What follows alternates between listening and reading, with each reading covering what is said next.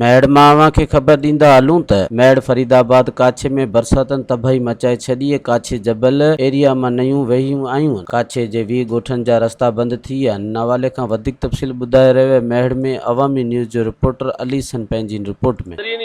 कल बरसात 25 तारीख़ जे शाम ते जेका तमामु वॾी बरसात वसी हुई, उन खां पोइ खीरथर जबल खां वही आयल नए दिला ऐं नए सगरो जो पाणी आहे, जेको हिन महिल तमामु फरीदाबाद जे ॻोठ अब्दुल मजीद खोसियो ऐं छुटो मीरवाणी ऐं सजण मेवाणी ते तमामु हिन महिल पाणी जो दबाव आहे।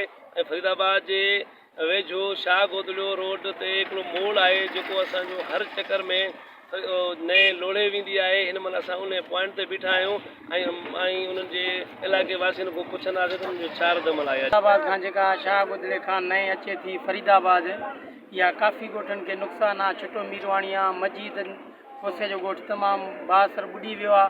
या हितां जा जेके हींअर आहिनि ॻोठ, छुटो मीरवाणी खे तमामु घणी परेशानी आहे। हींअर अवल कंपनी वारा या सरदार खान वारा असांजी पुल खे मज़बूत करे विया, टैंकरनि ज़रिए उतो हिनखे बंजूं ॾिननि, हर शइ माशाल्लाह हींअर वरी उहा टुटण ते आहे। असां इहा ई अपील था कयूं त हिनखे वॾी पुल कयो वञे, त जीअं हितां जा मुतासिर जेके माण्हू ग़रीब माण्हू आहिनि, हितां जा जेके ग़रीब आहिनि, पंहिंजो जेको आहे गुज़र सफ़र सुठे नमूने सां करे सघनि। हिन बंदि टुटण खां पोइ, पुल टुटण खां पोइ काफ़ी ॻोठ आहिनि, घड़तल जो ॻोठ आहे, आरिफ मियो खान आहे, शाह गोदलियो आहे, मजीद खोसो आहे, उन्हनि जा काफ़ी ज़मीनी राब्ता कटिजी वेंदा शहरनि खां ऐं उहे फाका कशी वारी ज़िंदगी गुज़ारे रहिया आहिनि। असां इहा ई अपील कंदासीं हितां जे नुमाइंदनि खां, मुराद अली शाह खां, त महिरबानी करे हिन पुल खे वॾी पुल कयो वञे। खीरथर जबल खां हिन पाणी जे दबाव जे करे छुटो मीरवाणी खे तमामु घणो असांजो मुश्किलात आहे, ख़तरो आहे। ऐं ॿियो हुन खां गॾु ई अब्दुल रहीम शाह सैयद जो जेको मुक़ाम आहे, इहो बि ख़तरे में आहे। जॾहिं बि पाणी अचे थो, इहो मुक़ाम बि ॿुॾी थो वञे। सजण मीरवाणी जेको ॻोठु आहे, इन पाणी जे करे ॿुॾी थो वञे, इहे घरनि जो नुक़सानु थी थो वञे।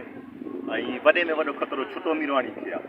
ऐं हीउ रस्तो जेको आहे, तक़रीबन जॾहिं बि इहे पाणी अचे थो त नाक़स मटीरियल जे इस्तेमालु करण जे करे हीउ रस्तो बि ख़तमु थी थो वञे, इलाइक़े वासियुनि खे तकलीफ़ थी अचे। दादा, असां बीठा आहियूं फरीदाबाद ॻोठ छुटो मीरवाणी जी पुल ते। पुल जी ॾाढी तमामु ख़राबु हालत आहे। राति जेकी बारिश पई आहे, उन बारिश जे नतीजे में नयूं जेके आहियूं न, उहो अब्दुल मजीद खोसे जे ॻोठ खे ॿोड़े करे हे ॾिसो। मज़ीद ख़बरनि ऐं तफ़सीलात लाइ विज़िट कयो असांजी वेबसाइट www.awamiNewsHD.com ऐं ॾिसंदा रहो अवामी न्यूज़ HD।